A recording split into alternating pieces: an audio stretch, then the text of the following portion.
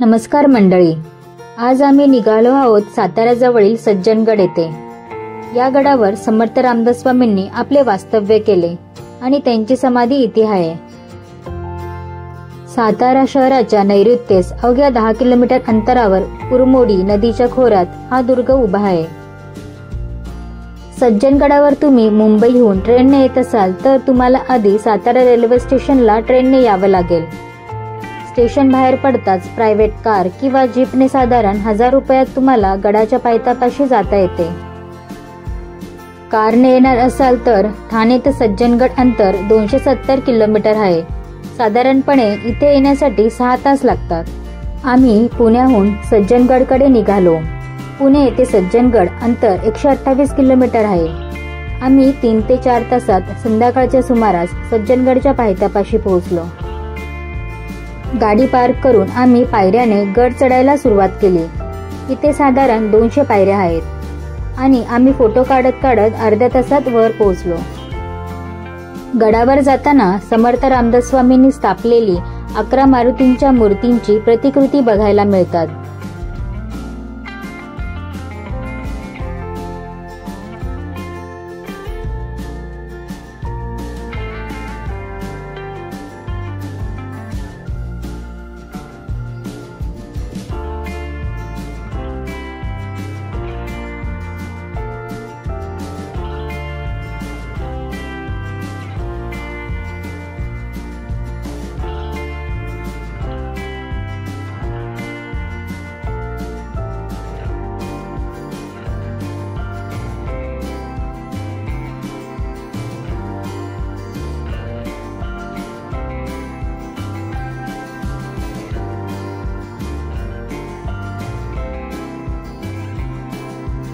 गडावर शिरताना लागणाऱ्या पहिल्या दरवाजाला छत्रपती शिवाजी महाराज द्वार असे म्हणतात। हे द्वार आग्नेय दिशेस आहे।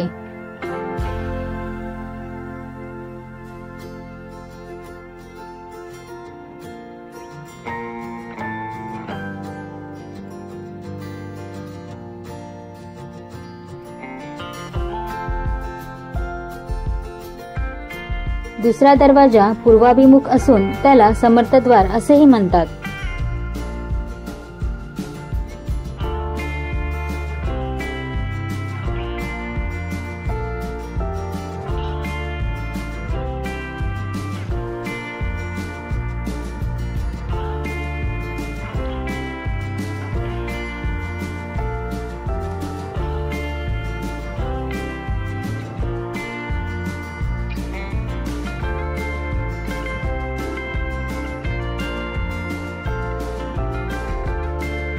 आजही हे दरवाजे रात्री 9 नंतर बंद होतात।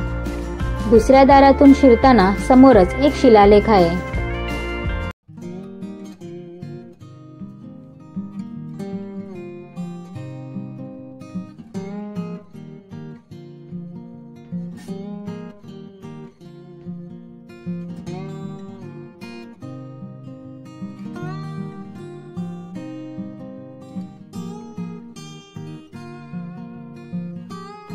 पहिला दरवाजा पार केल्यावर दुसरं भक्कम प्रवेशद्वार येतं आणि तिथून पुढे समर्थ सेवा मंडळ दिसतं।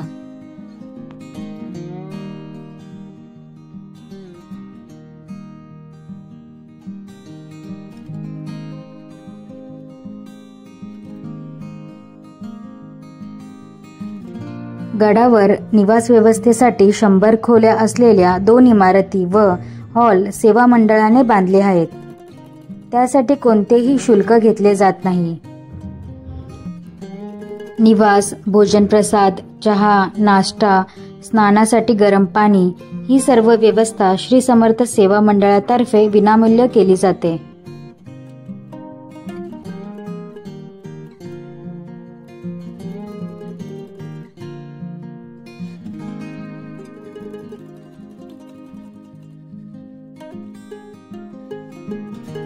समर्थ सेवा मंडळामध्ये आम्ही रूम बुक केली। रूम साधी पण स्वच्छ होती।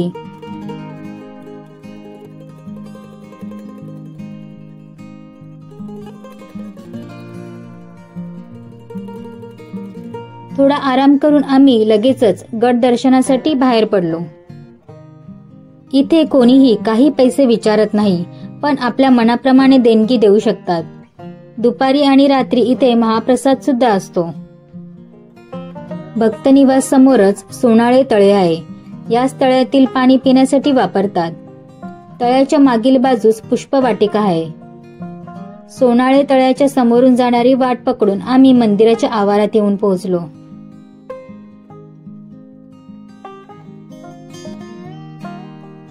समोरच पेठेतल्या मारुतीचं मंदिर आहे, तर बाजूला श्रीधर कुटी नावाचा आश्रम आहे.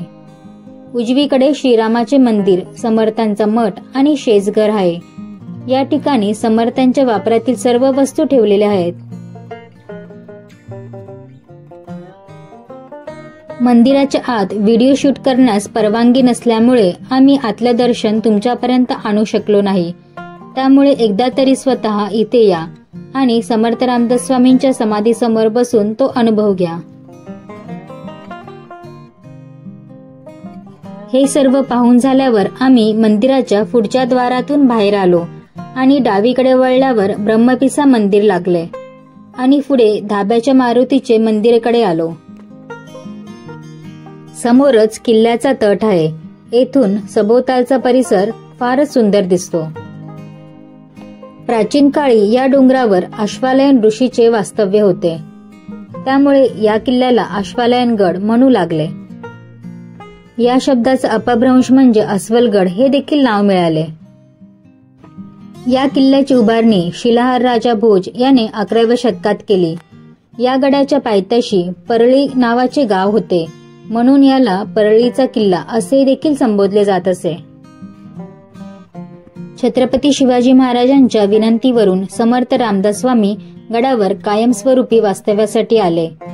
त्यानंतर किल्ल्याचे नामकरण करण्यात आले सज्जनगड. शिवाजीराजे सज्जनगडावर समर्थ रामदास स्वामी यांच्या दर्शनास येत असत. शिवरायांच्या निधनानंतर 18 जानेवारी 1682 रोजी श्री राममूर्तीची गडावर स्थापना झाली. 22 जानेवारी 1682 मध्ये समर्थ रामदास स्वामींचे निधन झाले. समर्थांनी आपल्या पश्चात सर्व अधिकार दिवाकर गोसाव्याला दिले असले तरी गडाची व्यवस्था भानजी व रामजी गोसावी यांच्याकडे सोपवली होती.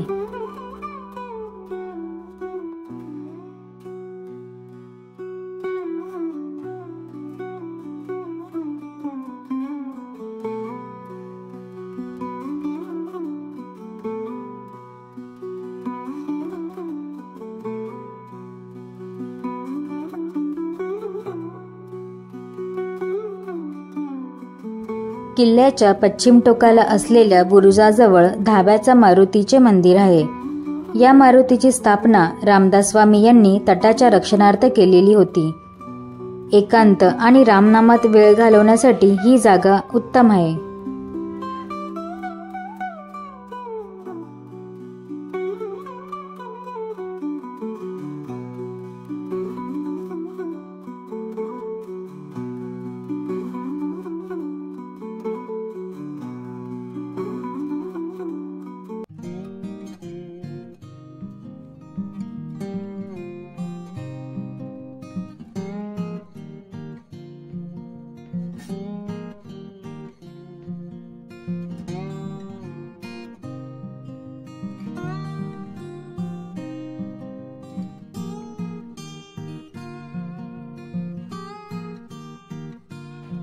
चौथा बहमनी राजा महंमद शहा याच्या कारकिर्दीत या किल्ल्याचा उल्लेख आढळतो.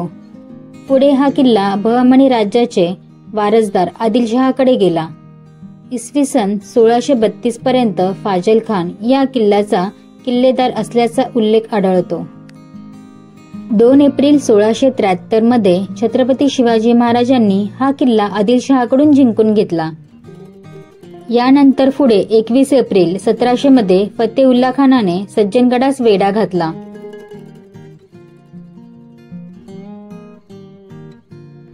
सहा जून 1700 सज्जनगड मोगलांच्या ताब्यात गेला व त्याचे नवरस्तारा म्हणून नामकरण झाले.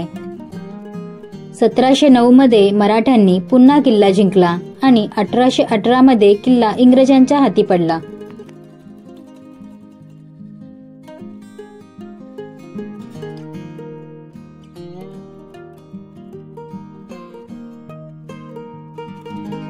गडावर प्रवेश केल्यावर डावीकडे समोरच घोड्यांना पाणी पाजण्यासाठीचे घोडाळे तळे दिसते. घोडाळे तळ्याच्या मागच्या बाजूस एक मस्जिद सारखी इमारत आहे, तर समोरच अंगलाई देवीचे मंदिर आहे. ही देवी समर्थांना चाफळच्या राममूर्तीस बरोबरच अंगापूरच्या ढोहात सापडली. इथे संध्याकाळची आरती आणि रामरक्षा स्तोत्र देखील बोलले जाते. तसेच रात्री 8 वाजता दासबोध वाचन देखील होते.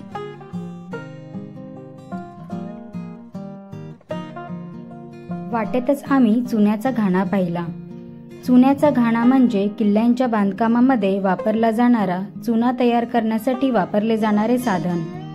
हा एक दगडी वर्तुळाकार घाणा असतो, ज्यामध्ये मोठा दगड फिरवून चुना बारीक केला जातो. सज्जनगडचा मुक्काम केल्याचा सर्वात मोठा फायदा म्हणजे इथली सकाळही अनुभवता येते.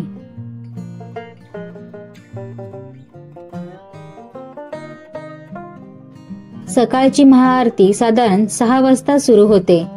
आरतीपूर्वी समाधी मंडपात घंटानाद आणि शंखनाद होतो. सगळेजण एकत्र बसून जय जय रघुवीर समर्थ या गजरात आरती म्हणतात. सकाळी आम्ही समाधीचे दर्शन घेऊन परतीच्या प्रवासाला निघालो.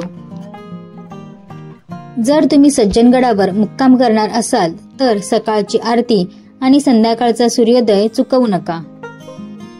समर्थ रामदास स्वामींच्या पदस्पर्शाने पावन झालेली इथली माती प्रत्येकाने भाळी लावावी. अनंत कवींनी या पावनभूमीचे अतिशय उत्तम वर्णन केले आहे.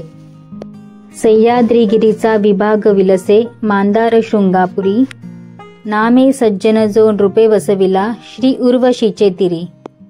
साके दहाधिपती कपी भगवती हे देव ज्याचे श्री, येथे जागृत रामदास विलसे जो या जना उद्धरी.